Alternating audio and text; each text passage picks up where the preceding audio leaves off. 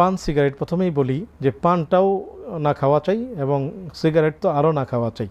অনেকেই পান খেয়ে থাকেন, তবে পান খাওয়ার ক্ষেত্রে ডক্টররা যেই কথা বলে থাকেন, পানের যে পাতাটা আছে, পানের পাতা শুধু পাতাটা উনি খাবেন, কালোজিরা দিয়ে খেতে পারেন, কিন্তু পানের পাতা, সুপারি এবং চুনের মিশ্রণে যদি খাওয়া হয় সেটা পেটের মধ্যে আলসার সৃষ্টি করে।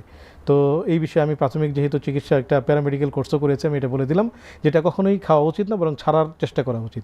যদি কেউ পান খান ইফতারি পরবর্তীতে তিনি খেতে পারবেন। আর অবশ্যই যিনি সিগারেট খান, সিগারেট খাওয়াটা সম্পূর্ণ মাকরু, না খাওয়া উচিত। এটি আসলে অনেক খারাপ করে, মানুষের ফুসফুস নষ্ট করে। এরপরেও যদি কেউ ছাড়তে না পারেন, তার ছাড়তে পারার চেষ্টা করা উচিত। এরপরেও যদি কেউ খেতে চান, সেই ক্ষেত্রে উনি ইফতারির পরে খাবেন। তবে তারাবির নামাজে যখন যাবেন অবশ্যই ভালো করে মুখ ধুয়ে দুর্গন্ধকে দূর করে তারপরে তিনি মসজিদে যাবেন, কারণ দুর্গন্ধ নিয়ে মসজিদে যাওয়া সম্পূর্ণরূপে হারাম।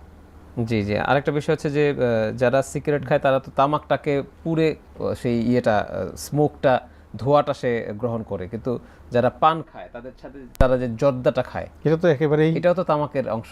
এই জন্য অবশ্যই এটা পরিত্যাজ্য, কখনোই পান জর্দার সাথে খাওয়া উচিত নয়। আমি তো বলি সুপারির সাথেও খাওয়া উচিত নয়, বরং পান পাতা যেটা, এটা ভিটামিন সি, এটাকেও খেতে পারে। পান পাতার সাথে সর্বোচ্চ কালোজিরা সবচেয়ে সর্বরোগের মহা ঔষধ। তো এগুলো চর্চা করা উচিত। পানের সাথে লং হতে পারে, এলাচি হতে পারে, দারুচিনি হতে পারে, কিন্তু পানের সাথে সুপারির মিশ্রণ এটাও পেটের মধ্যে আলসার সৃষ্টি করে। এবং চুন তো অবশ্যই না, জর্দা তো অবশ্যই না, সম্পূর্ণরূপে হারাম।